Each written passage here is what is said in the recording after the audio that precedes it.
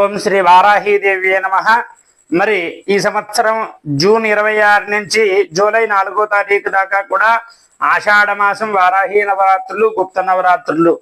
ఈ యొక్క నవరాత్రుల్లో అమ్మవారిని, వారాహి అమ్మవారిని ఏ విధంగా అర్చన చేయాలి, వారాహి అమ్మవారికి ఏ నైవేద్యాలు పెట్టాలి అని మనం తెలుసుకుందాం.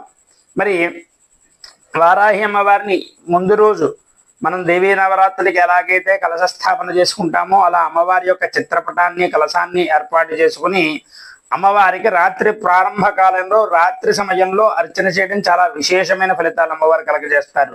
అటువంటి వారాహి అమ్మవారిని రాత్రి శుభ్రంగా అమ్మవారికి షోడశోపచారంగా శ్రీ సూక్త విధానంగా కానీ, షోడశోపచారంగా అష్టోత్తర నామాలు, సహస్రనామాలతో అర్చన చేసి అమ్మవారికి ఇష్టమైనటువంటి దుంపలు, చిలకడ దుంపలు, బంగాళాదుంప, భూమిలో పండినటువంటి పదార్థములన్నీ కూడా చాలా ఇష్టం.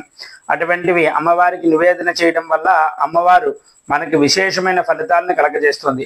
అందరూ కూడా ఆ వారాహి అమ్మవారిని అర్చన చేయడం వల్ల విశేషమైన ఫలితాలు, శత్రుబుద్ధి వినాశం అంటే శత్రువు యొక్క నాశనం కూడా జరుగుతుంది. మన శత్రుబాధలన్నీ కూడా తగ్గుతాయి.